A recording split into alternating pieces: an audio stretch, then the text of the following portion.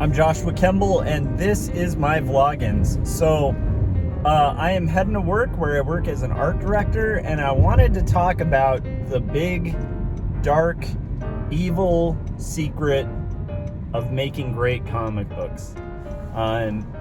This is the part that, like, you could take every art class in the world, you could take every consideration in the world, and this is one of the biggest tricks in art that all great painters, illustrators, cartoonists, graphic designers utilize to implement to make great art. And it's the big trick that no one wants to admit who's making art, and no one wants to admit who's making cartooning and comics that are great things. So bear with me, and I will reveal it.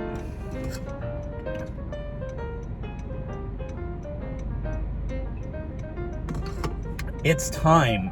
It's time.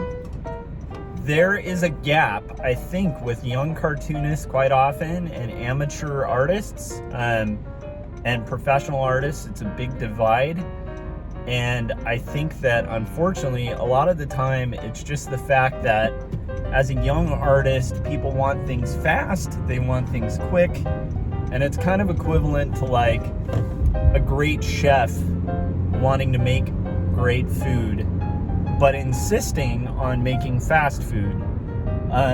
When you spend the time that it takes to make fast food with the resources and the ingredients that it takes to make fast food, why would anyone be surprised that they're not making filet mignon? It's just like, great art takes time. Great cartooning takes time. And I see quite often people are spending maybe an hour a page on comics. And again, like, there's these rare exceptions. I kind of mentioned this on my live stream last night, where, you know, sometimes that will equate to, you know, a rushed page could equate to something like a David Hartman piece, where you have like insane cartooning skills. You've figured out shortcuts to where you can make comic pages in a reasonably fast amount of time. But a lot of times, it's just time. It's just that you need to spend more time on your art. I learned this lesson the hard way. I talked a little bit about this on stream, but I think it's a good lesson to kind of talk about, where I used to approach comics in a kind of way where I would like start a comic, I'd get about a page in. I really liked comics. I loved comics. I'd get about a page in, and then I'd quit about a page in, and I'd be like, oh man, this is just like, I haven't figured out the big special secret trick of making comics. The thing that unlocked making the kind of comics that I wanted to make for me, and this might just be me, maybe I would love to hear it if you're a cartoonist who just, you have the secret down, you spend no time at all on your pages, and they come out exactly as beautifully and as well as you want them to. If you're that cartoonist or that artist, please comment in the comment section below. I would love to hear it, and I'd love to check out your portfolio too from it. Maybe, you know, like, again, I do know some people, like my wife is a quicker artist than I am, and I know artists that are way quicker than I am, especially at comics. But I think in general, a lot of the problem I see in art isn't the fact that, and I'm talking about interior pages for comics. You know, a lot of artists will spend like a good 8 to 12 hours minimum on doing a beautiful comic book cover. And then when it comes to the interiors, they try to knock out interiors that take like half the amount of time. They try to knock these things out real quick. And quick does not equate to good in comics. I think that, like, honestly, I think a lot of people doing comics today could benefit themselves by slowing down. Like, not just knocking out, not being unprecious about your work. Don't get me wrong, don't be too precious. Don't over-labor it. But I think if an artist is unhappy with their comic book page, and I remember having students at Laguna College of Art and Design when I was teaching some illustration courses, and we had a one-page comic assignment, and the ones that would kind of bring in something they had just knocked out real quick, and they just talked about, well, you know, the times were really short and stuff like that. I'd ask them, are you happy with the results of this? And they'd be like, no. And I'd be like, well, that's the thing. You need to spend a good, 24 hours on this page. You need to spend, a good 12 hours on this page. You need to spend the time that it takes to get this page as good as you want it to be. This is a hard thing for people to learn with art and comics, and I know it's weird to kind of go on this tangent about it, but somebody brought this up when I was working on pages for Not Death But Love yesterday, and they were concerned about my health or my well-being, and they were like, why wouldn't you just do these pages with no backgrounds? Well, I mean, yeah, that would be great, but that would make my comic a lot less interesting. I'm not saying you can't do panels without backgrounds. There's plenty of panels that for story reasons or for impact reasons I didn't feel need these exquisite, insane backgrounds. But there are some pages within Not Death But Love, the strange supernatural story of Elizabeth Barrett Browning, the book that I'm working on, that require complex backgrounds, and if I simplified the backgrounds too much, it would actually be like a ripoff for the reader. Whereas the way that I'm executing it now, with really complicated backgrounds, spending the time to make the pages as good as I can, and again, these pages aren't being pushed to the fullest extent of my ability. Meaning I could in theory spend a week per page. If I spent a week per page, they'd be even more polished. But I'm bringing the pages to the level of finish that I know I need to, and I'm spending the time on them that I know internally I need to. And I think a lot of artists are bypassing that by saying, I'm on a deadline, I'll just skip that little detail. I'm on a deadline, I'll skip that little detail. And a lot of this is with indie comics, with people who are producing their own work, and then they're frustrated with the results, or they're like, oh, this comic came out okay, but the next one will be better. No, stop making excuses. Not only should you be making comics, but spend the time required to make pages that you can be proud of. And okay, so let me get into how I learned this lesson. For me, again, I was in this loop as a young cartoonist. This is in my early 20s, where I really liked comics. I went to art school to learn how to draw better, mainly so that I could make comics. I've loved comics, and this is a time where where I was going to school had no respect or admiration or interest in comics. You had to if you were going to get into comics and go to college and go to art school, you had to defend comics. If you guys are curious about what that kind of environment was like, you can read Art School Confidential, not the movie, but the original comic from 8 Ball by Daniel Klaus that kind of makes fun of this sort of anti-comics environment that was pretty present and common in art schools at the time. But my point is, I literally went to school and got into debt, college debt, just to try to learn how to do comics well, find that magic trick, wait for and I was waiting for permission. I was waiting for a publisher to okay it, or for somebody in a position of authority over art to kind of give me the okay, the clear that okay kid, you're ready to do comics. And there were a couple realizations that happened around the same time. One was, realization, one really big realization was realizing that no one was going to give me permission. That if I wanted to make comics, I just needed to make comics. And the longer I put that off, like the more I would be a person who claimed that I liked comics, claimed I liked making comics, but I'd never have like a full, my vision was to have like a full graphic novel. And I realized that I'm never going to have a full graphic novel until I just sit down and do the work and make a full graphic novel. Second thing, and I mentioned this a little bit on my live stream, I went to an art show at the MoCA, and the Hammer, I think.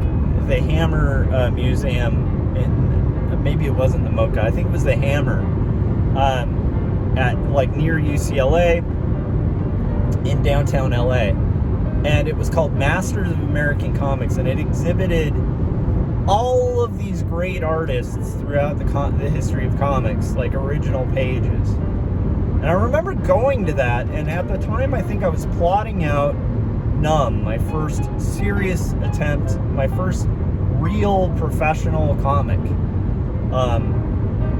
That wasn't done for like a publisher or for anyone, it was done for me, and then I applied for like a grant at the time that helped fund and put that out and kind of put me on the map a little bit. My little tiny stake in the map of comics, which is like a very insignificant little stake, but the point being, it was still like my first entry into the world of comics.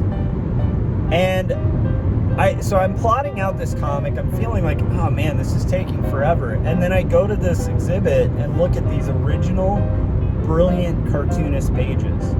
I look at like pages from Mouse, and I look at the amount of work and labor that went into like Spiegelman's pages. Even though they're loose and free and fun, I look at them and I'm like, that page must have taken at minimum 6 hours.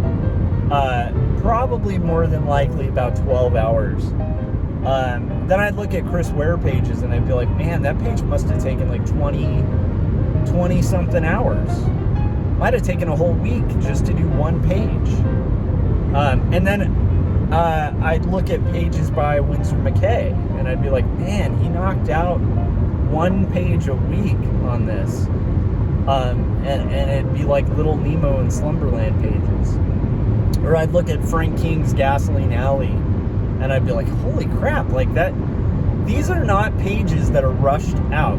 Now keep in mind, there's different artists like throughout that exhibit that maybe to me, if I were to do that, it would take me, especially at that time when I hadn't done comics, it took me about a year to do a 24-page comic, which is a little long, honestly. I was still figuring out the medium, but man, I worked my butt off. I spent more than like 8 hours on each page. I spent quite a long time on each page just to make sure I could bring it to a level that I was happy with.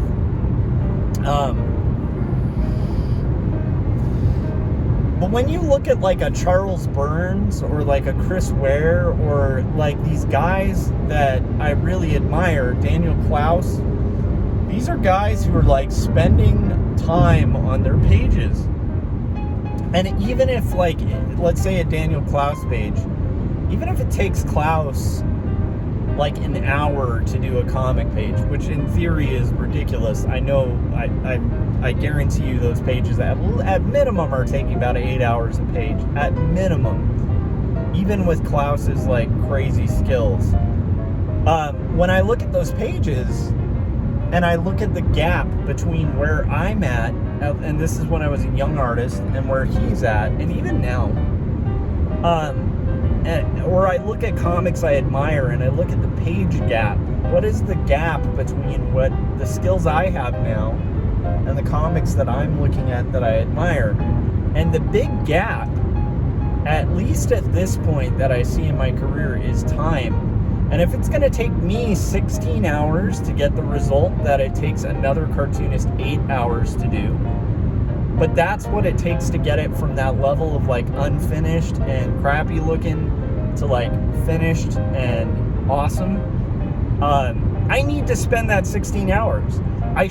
What I shouldn't do as an artist is look at the guy who's spending 8 hours and be like, I'm going to spend 6, and then be disappointed and depressed that I don't get the same results. Spend the time. Spend the time on your work. Don't cop out. Spend the time on your paintings. You're an artist, right? You're an artist. And that's the thing that I really want people to realize when they're doing comics. Comics do not pay well, especially work for hire comics. I would say if you're going to do work for hire comics, just don't. But if you were going to, then in those kind of scenarios, maybe like cutting down your time on pages so you're making the best return for your buck is good.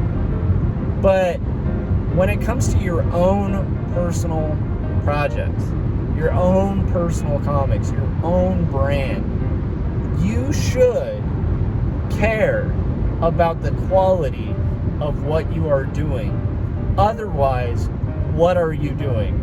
And that's my point. Like, I was thinking about this and I wanted to talk about it, but I wanted to say, if you're somebody out there, and I'm not saying you, because like, again, a lot of people in my audience are really capable, awesome cartoonists already.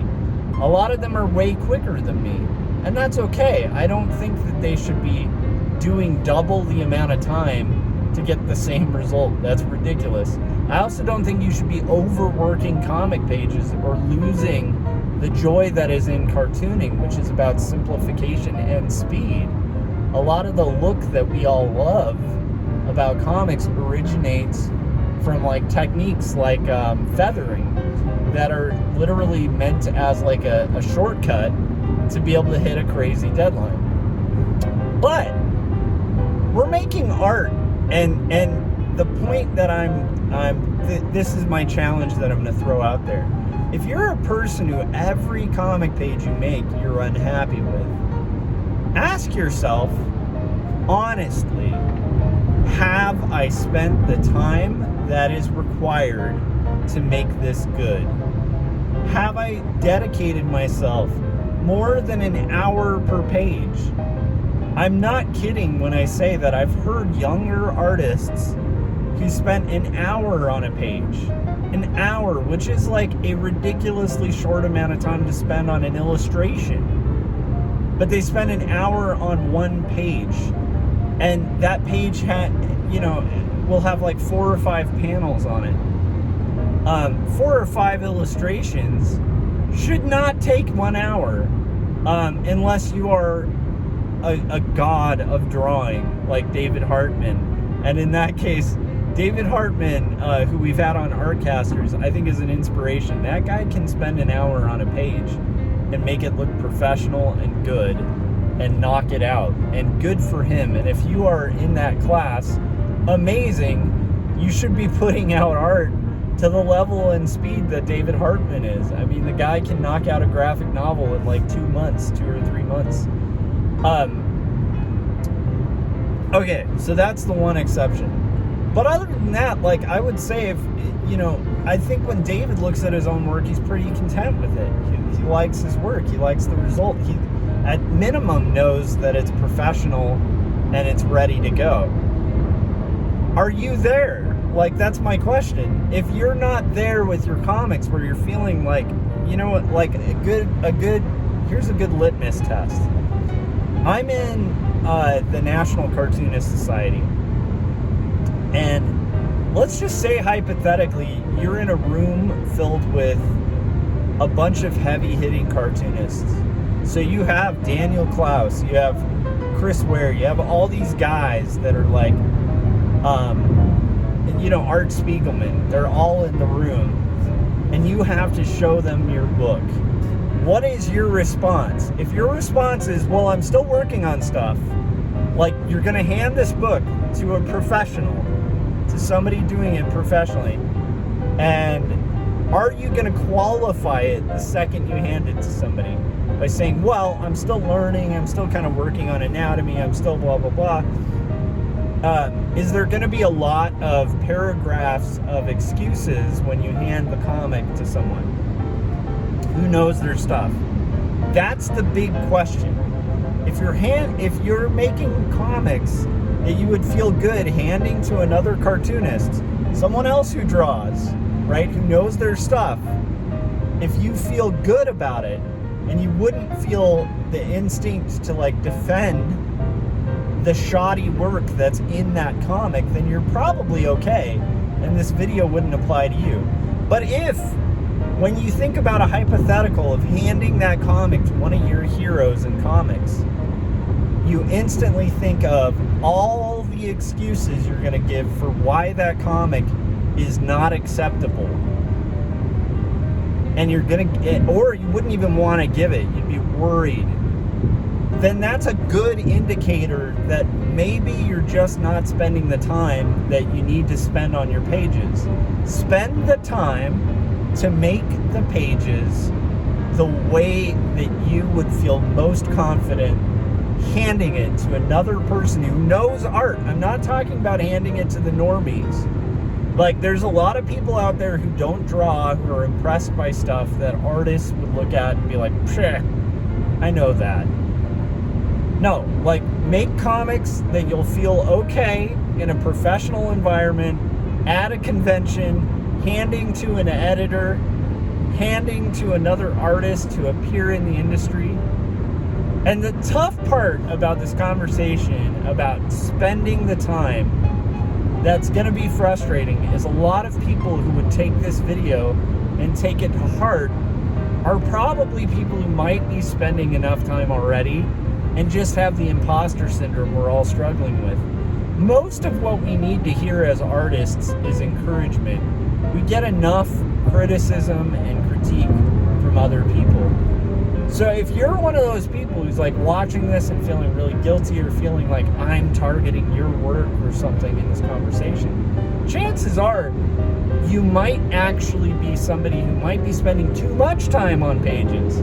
You might be overthinking it and overly concerned about what other people think because you've done the work.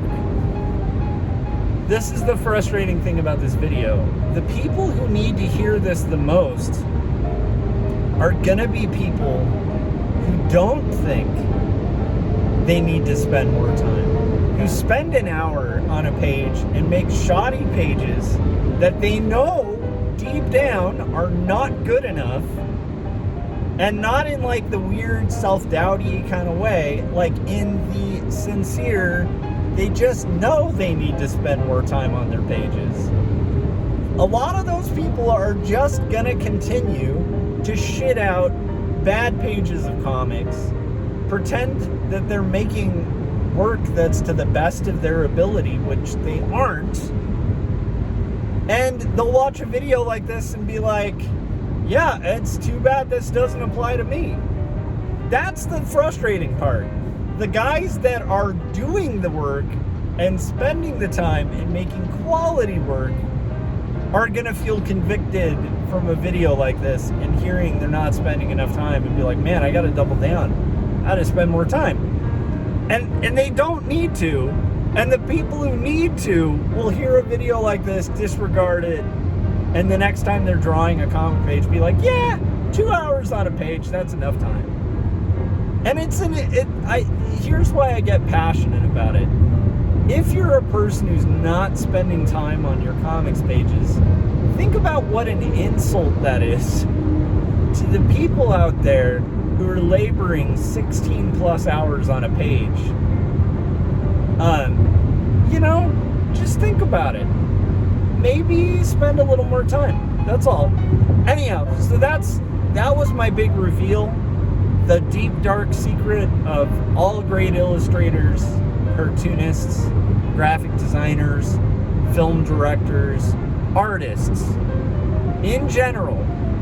Even Pollock, when he was making these big splatter form paintings, probably didn't do it in a matter of seconds. He even put time and consideration in the setup and the way he was going to do like splatter form, right? Art is a craft. It takes time. Anyhow, There's always exceptions. There's always going to be like looser styles that work much better. But my point is just like, you know, I want to see people live up to their potential. This is just part of my personality. I like seeing people live up to their best potential. And to me, one of the things that I get a lot of joy out of is seeing an artist who's not committing to making personal work or making the time to make their own work, kind of overcome the hurdles of life to have a creative vision come to life. Like, that gives me a lot of joy. But another thing that gives me a lot of joy is seeing somebody unlock their own potential. And I have to say, that's one of the big hurdles I see with younger cartoonists between greatness and meh, like for their work, is just spend the time and realize there's no magic trick with it. There's nothing wrong with you if it takes you a long time to get a good result. It's just a matter of like, you just have to make the time. And then when you make the time, spend the time that it takes. Rough it out with the page. Live with the page when it's frustrating. Spend the time that you internally know you need to spend to make good pages. All right, that was my little rant for the morning. I hope that was interesting to you guys. If you haven't yet and you want to see comics that I spent a long time on, maybe you're just out there and you're like, screw this guy, I want to see his work, right? I will happily put it out there. So 2 stories. Book 1 is my autobiographical story that deals with my journey dealing with depression and suicidal ideation and caregiving for somebody with panic disorder. And that is a hand-lettered, hand-inked 120-ish page graphic novel. And I'm very proud of it. That's from Marcosia. And you can get that on Amazon. You can also get Jacob's Apartment, which is my latest graphic novel, full color, 132-page graphic novel that deals with the kinds of questions that can shake even the strongest of faith. Both books together took me about 5 to 10 years to do, and then the comic I'm working on now. Now, am I laboring for eternity on each page? No.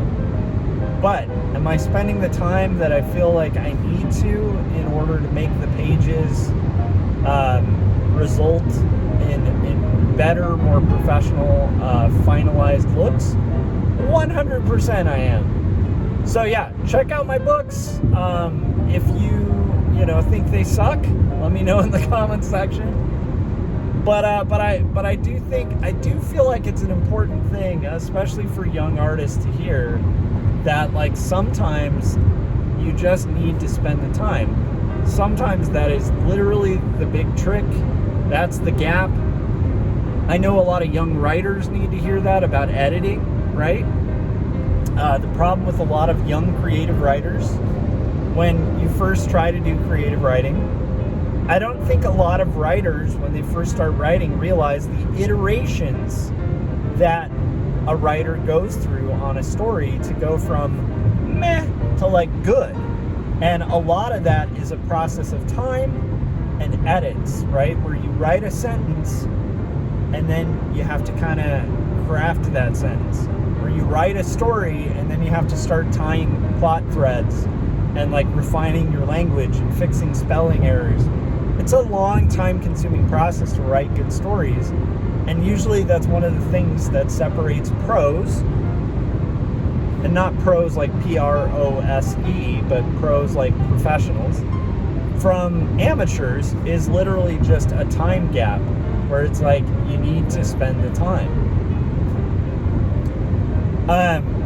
It's true for so many things. I'd imagine the first time somebody tries to build a wall, let's say in their backyard,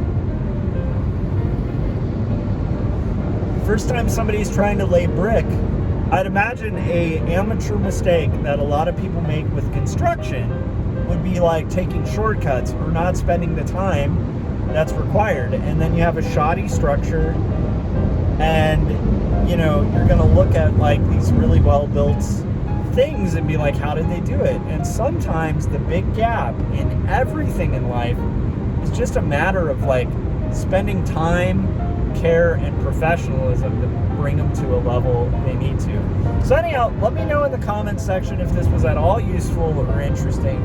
I think it is. I know a lot of good I want to be really clear. I know a ton of really good cartoonists who are spending the time to make great work. A good example would be my buddy Scott Serkland, who's got a Kickstarter right now for Young and the Dead, issue number 5. And you guys should support him on that. I'm going to mention that until his Kickstarter's done because he's a friend. Corey Kerr, I think, spends the time that's required to kind of make these brilliant animations. And he's recently got some really interesting 4-panel strips that I think are really good examples of what I'm talking about. And you should subscribe to his Substack.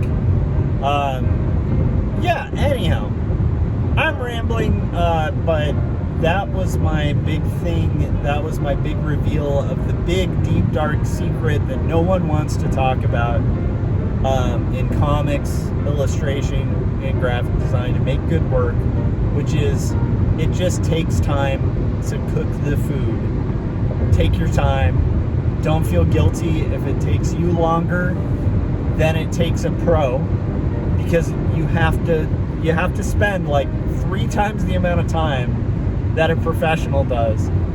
And then so it's like there's a statement: first you get good, then you get fast, then you get good and fast. So don't try to get fast and then good. It's not the route. Get good, spend the time.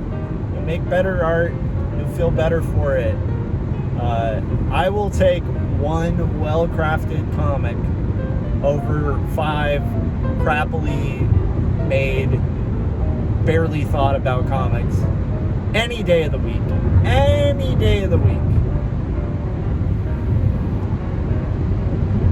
Alright, let me know your thoughts, and I'll see you guys on the next vlog-ins or on my live stream tonight. Bye.